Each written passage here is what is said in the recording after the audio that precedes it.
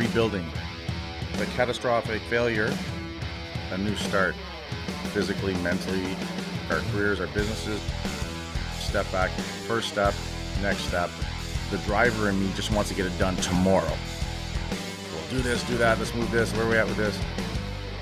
You build some confidence, build some self-esteem, start to feel better about yourself. The Silverback Blueprint Podcast, a show for men over 40. We focus on getting stronger, staying motivated, building discipline, creating a community, and becoming truly happy. Hey guys, welcome to Silverback Blueprint. This is usually episode 101, but we have an interview today with JC Limitless from the Limitless Institute, all the way down in Chicago, I believe is where you're at right now. Yes, sir. So JC is a really cool guy. I've been following JC since back in the Periscope days.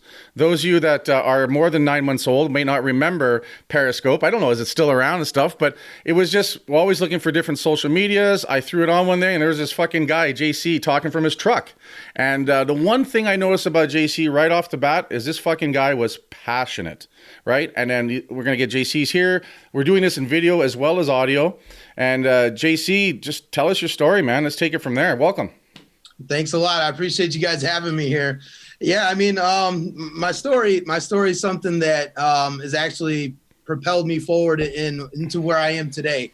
It was something that I was kind of ashamed of. I didn't think that people wanted to hear.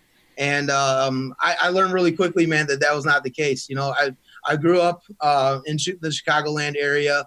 We moved around from state to state as I was growing up in my younger years.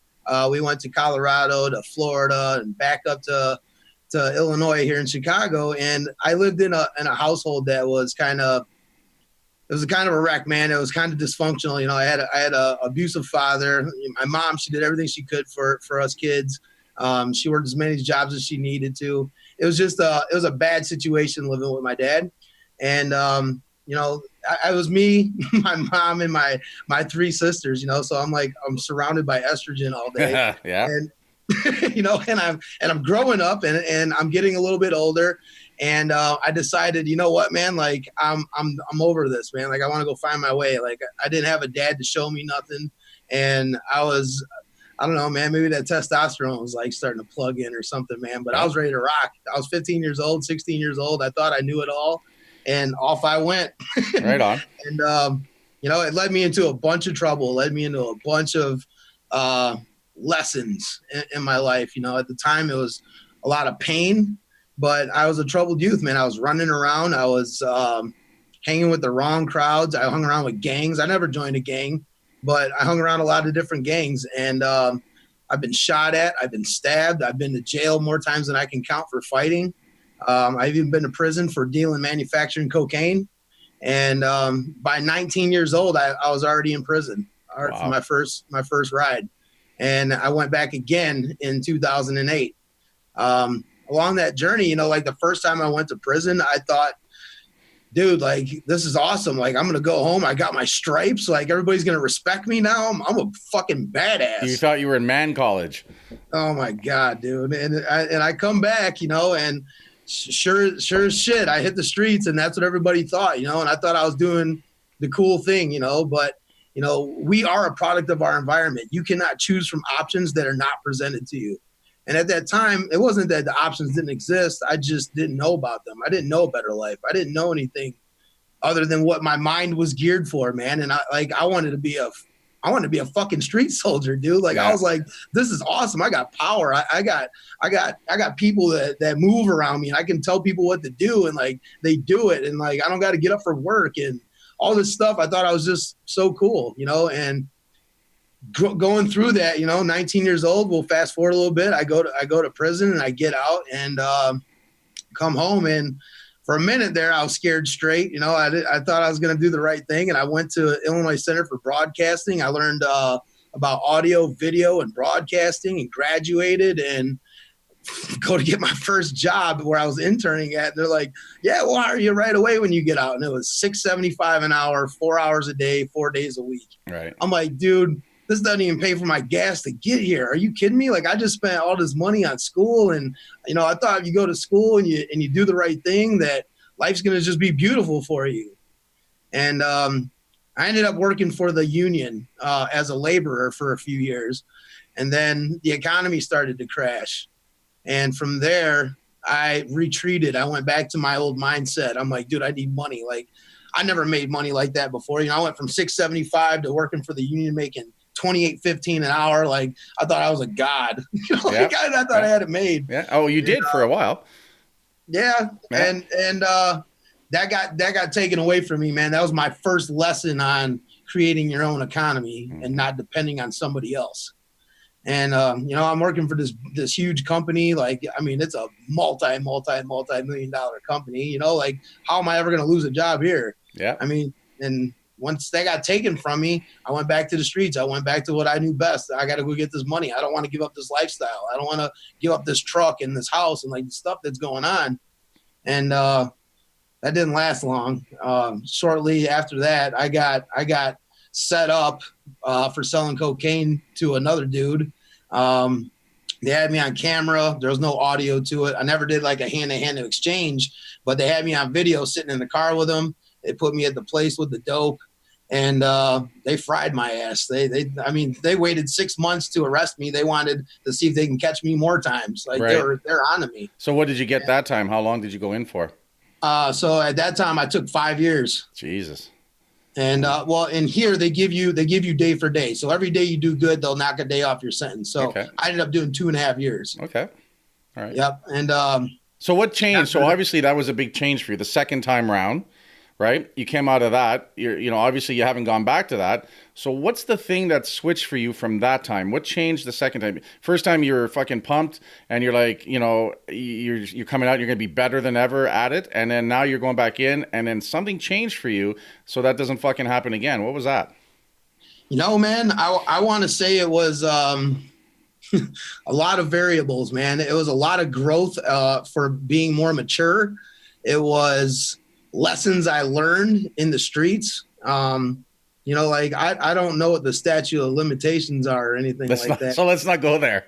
Yeah, but let's just say that I learned some hefty lessons in my second go round because I was dealing with way higher caliber people, and they taught me some valuable lessons, which by all means, there's a direct parallel from that world to the corporate world. They just one's got on thug clothes and the other one's got on suits. And business is business. It's it. That's right. Eh? And, you know, so anyway, the big thing I would tell you that happened to me was when I went there, I didn't like reading. I never liked reading. I didn't want anything to do with reading. And, you know, at night when I would go to sleep and I'd be in my cell, I'm in a, 8-9 foot by 5 foot wide concrete cell with another man in a toilet, you know, like, it was starting to hit me, man. It was like, all right, this is round 2 that I've been here. I'm not digging this. Like, I'm listening to the conversations through the walls and it sounds like my friends at home and I don't want nothing to do with them. I don't want nothing to do with these people. Like these guys are coming in with a bachelor's and leaving with a PhD on how to do it better. In crime, right? Yep. So here's the big thing too, and I've heard you talk about it, and we talk about it all the time, is, you hit a bottom, huge bottom, for sure. We all have to. I don't give a fuck who you are. And everyone's bottom is different. But then you came to that realization that your circle of influence had to change, right? Like you said, you could hear it through the walls. It was the same conversations. And then the one thing about you, JC, is I'll also say, just listening to you, you're a pretty intelligent guy.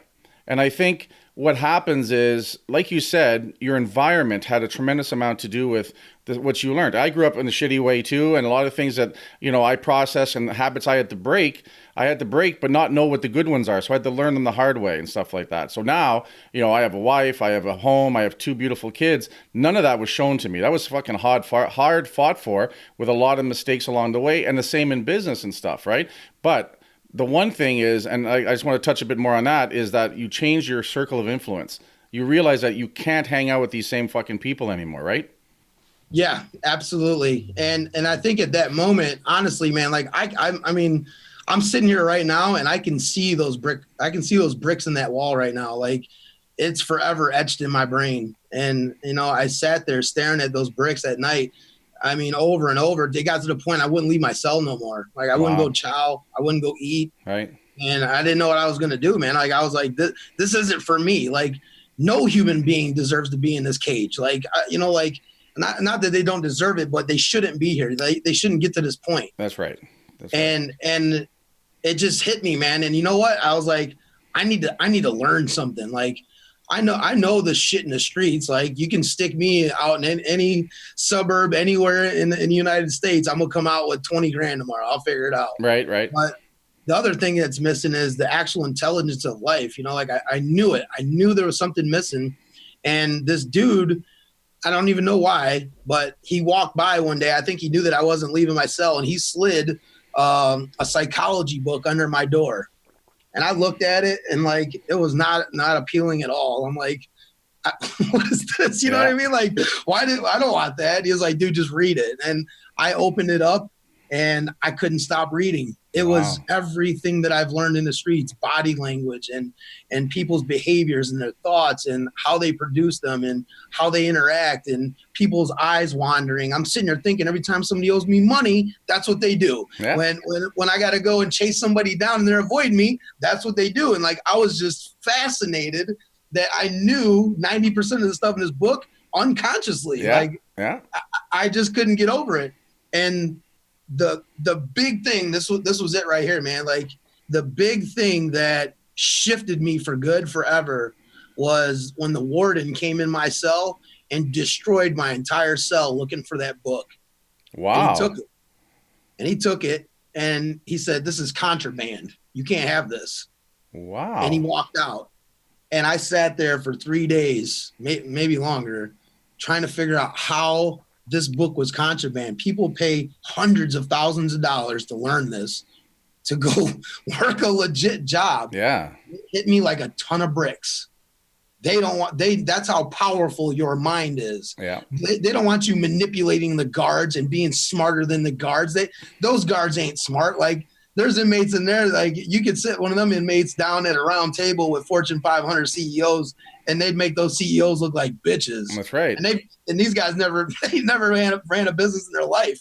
And I knew it. And from there, I literally went to my box, which had all my food in it, and I walked out in the day room, and I dumped the whole box in the day room. I'm like, first one to get me a psychology book and have this. Wow. They came back, and like, and then the one dude that seen me do it, he started bringing me Robert Greene, the 48 Laws of Power, and 33 Strategies of War, and Napoleon Hill. I would cut my mattress open and stick the fucking books in there and sleep on them at night. I love it. So while other guys are fucking sticking shivs and fucking drugs in their mattress, you're sticking books. Right? If that's not a fucking sign that you're a little smarter than the average bear, I don't know what is, man. That's fucking awesome. I love it. So you get out, you did all the, and so now you're back out. What did you do different? Like, so take us from, you're out from your second stint, your fucking brain just got turned on, your mind just got fired up. And then from there, JC Limitless and the Limitless Institute. It's a big fucking leap, man. Tell us how that happened.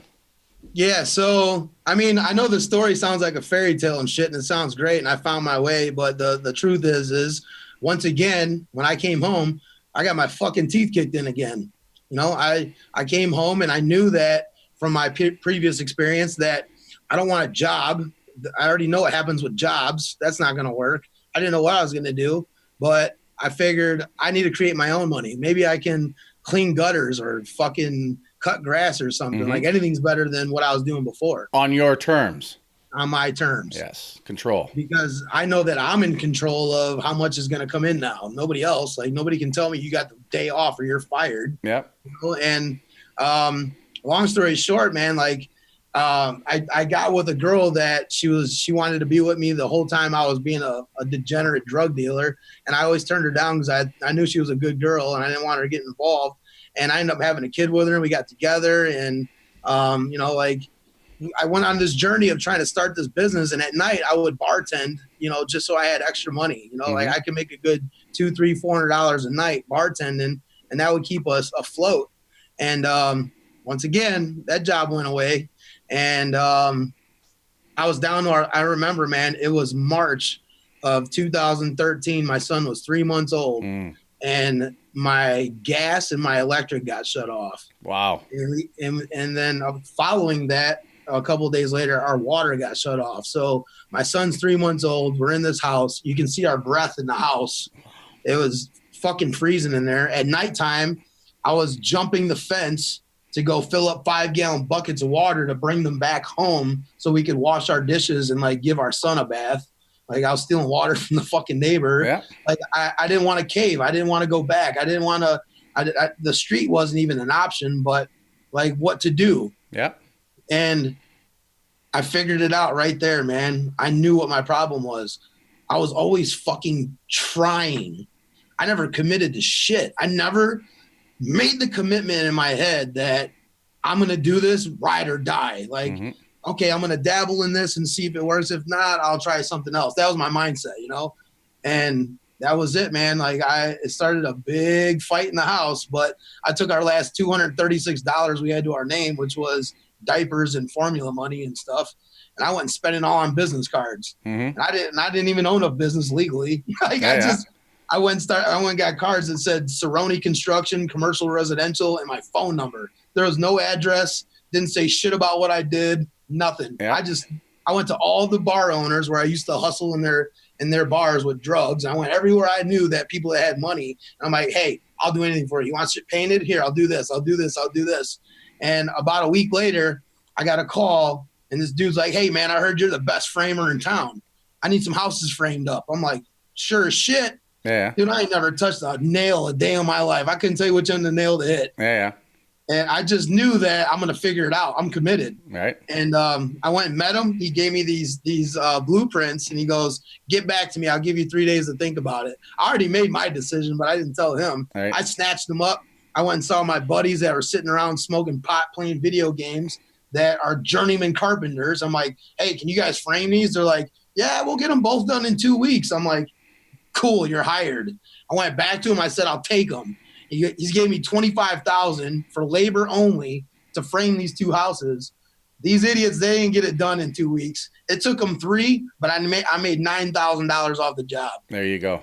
And that was it. So here's the big thing, you know, and I love that. And I love that, you know, sometimes out of desperation, we fucking react. But the cool thing is that the skill sets you learned in the street were the same skill sets that got you this going. And all you did was change your standards, right? We talk a lot about that, you know, on our show about you just have to set higher fucking standards for yourself. And because if you don't, no one else will. And then you got to hold yourself to those standards. But then you take the hustle that you know how to do and you do it to that standard and stuff, right? And to me, you know, you can't get much more down and out than fucking coming out of prison. And next thing you know, now you got a kid and the utilities are shut off, you know. And sometimes it takes that to really, you know, we'll do more for others than we will for ourselves sometimes, right? And I think that's what the amazing part is that all along the way, and you said this right in the beginning, is that you made mistakes, but then you quickly corrected and you said there were lessons. And you're absolutely right. We inherently, especially once we get to a certain age, we fucking know what we need to do. What we need to find is that spark, the mindset, that passion, right? To push it every day and make us accountable and hold us to a higher standard. Right? I fucking love that. So boom, Cerrone Construction's going, you're fucking framing, you're hustling, you're getting it done. Again, so big improvement, big jump, right? But we're still a little ways from the Limitless Institute. Yeah. So I'll kind of speed up the rest. I mean, like tons of lessons building that business. I went from $236 to bringing in $87,000 a year roughly. And I found Periscope. There you go. Yeah. Yeah, because I thought to myself, I'm like, dude, like, I'm an idiot. Like, I'm making this kind of money, and I don't know what the fuck I'm doing. Like, I got to find somebody that can show me how to stop hemorrhaging money and how to make this thing get bigger. Because, you know, like, the guys that are in my industry at that time are like, oh, just stay small and have a small crew and keep it simple. I'm like, dude, I had 14 carpenters, 8 laborers, 6 subcontractors, and more work than I knew what the fuck to do with, man. Yeah. And so I'm like, I got to find somebody. And I found this guy, Sean Thomas, Ask a Millionaire. I remember Sean Thomas from Periscope. Yep. And from there, man, it was just like the most amazing thing that's ever happened to me besides my son being born in my life, man. Like, I never talked to a millionaire in my life. I never seen anybody successful. I've never seen anybody positive. I never seen anything. And this whole time, you know, like from prison to this point, like I've been on a mindset mission that I didn't even know about. Like Limitless was not a thought in my mind. Like when, as a matter of fact, when it got started, I fought everybody, telling them I'm not a speaker. Get out of my grill. I got houses to build. Yeah. And one of these guys came to me and goes, JC, you're being a fucking idiot. You're supposed to be building people, not houses. I love that. I fucking love it.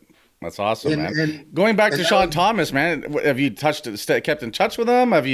Is he still doing shit? Like, I mean, I haven't thought about him since the Periscope days. Yeah, so Sean's friends with me on Facebook. We talk once in a while, man. I think a lot of us, I mean, even though we're different caliber, you know, as far as like where we're at in our business, you know, like he's built a multi-million-dollar business. I've not been to the Millie Club yet, but you know, like, but we all, I think, came together, brewed up some ideas, and then just split up and went. You know, like everybody did their thing. It was like an ultimate mastermind. It was, man. It was. And I got tons of lessons from that. I mean, there was Sean Thomas, Ask a Millionaire, Jason Stone, Millionaire Mentor. Yeah, I remember him. Scott Lewis, Millionaire Motivator. Scott Lewis, wasn't that oil guy? Yeah, the oil guy. Fuck. He was a hoot. I mean, you know, I sit there sometimes, I'm like, is this guy really got fucking money? And then we watch some of his show. I'm like, holy fuck, this guy's just how, you know, that kind of shit. But no, it's, you know, because you can never tell. So from that, obviously you got busier and busier and stuff, and then you popped up on Facebook. I saw what you were doing on that. But the one thing that I always come back to is your passion. Like, you just get fucking fired up and stuff like that. And sometimes you'll fire up a thing and I'm busy and I'm like, oh fuck, now I got to listen and stuff like that, right? And I just love how that's happening. And to me, you take the passion, you take the mindset, and anything can get done. So here's my thing. Because we're all about at Silverback Blueprint, even my business, Hostile Conditioning, the over 40, rebuilding the over 40, mentally, physically. We start by getting you stronger on the inside. I'm a power lifter, dude. I'm not about abs, but I'm about getting stronger, getting fitter, mindset. That's how I rebuilt all my shit after a couple of big downturns in business. And I've been doing fitness for 25 years, and I've had some great highs, and I've shit the bed majorly. And I rebuilt out of that, and I'm rebuilding just because I'm fitter and stronger mentally as much as physically. But we start with, hey, let's get a sweat on. Let's get you a little bit stronger, build some confidence inside and on the inside, and it grows from there. So what would you say are your top 3 things that any guy that's looking to fire shit back up, what's the top 3 things, or top 5? What would be those things that you would say, hey, here's what you got to do? No matter who you are, no matter what your thing is, right? We're taking someone who's beat up mentally and physically. They got to rebuild. What are the things that you would tell them? Man, this is just very, like, see, like, everything that I've learned is like all of success, all of the greatness, all of everything that you could possibly ever want. It's super simple, man. It's fucking basics. It's fundamentals. Like, all the other stuff, like, is, you know, like when you're trying to get somewhere and like skills you're learning and stuff, like, get the noise out of the way, man. Okay. Like, number 1 would be, dude, you got to know who the fuck you are, period. Like, before you can move forward and do anything, because if you don't, what you're doing is like you're people pleasing. Like, you don't know who you are. You're like, I'm going to make this choice to make my wife happy. I'm going to make this choice to make my friends happy. You know, like, cut it out, man. Like, you can't fill nobody else's cup until yours is full. And you can't set goals for anything until you know who exactly you are. So number 1, I would say, dude, you got to know who you are, man. And then for number 2, I would say you got to know what you want, because until you know who you are, you don't know what you want, man. Like, you know what everybody else wants, but you don't know what you want, you know? And like, you got to make a decision, man, like concrete decision on what are you going to do next? And then, you know, the third thing is, man, is just, I mean, I think it's a combination of things. I mean, I could number them out forever, but I think that I want to leave it at 3, man. It's just like, dude, don't be a little bitch about it. Seriously, man. Like, after you make that decision, go after it. Take action. And know in your mind that you need to run through brick walls over and over and over and over and over. And the more it hurts, you smile. The more it hurts, you just crack up laughing. The more it hurts, you just love it. Take that energy with you to the next one, man, because life's always going to be hard, man. No matter what you do, no matter what position you have in life, it's always hard. You just got to choose your fucking hard. Like, you want to be broke hard and hate your life, or do you want to be successful and grow yourself hard? Like, choose your fucking hard, man. I love it. So for us, we talk always brutal honesty. So know yourself, right? You said, what do you want to do? What you want to achieve? I'm all about what's your purpose, right? And then number 3, for me, it's take action. Right? Just fucking start. So literally we've said the exact same things. And even though we word it differently, it means exactly the same fucking thing day in and day out and stuff. And I mean, that's one of the reasons why I want to get you on, is because it is the same message. It is. It doesn't matter who the fuck you are. Guy, girl, young, old, and stuff like that. It's about figuring those things out. And I wish they taught this shit in school. Do you know what I mean?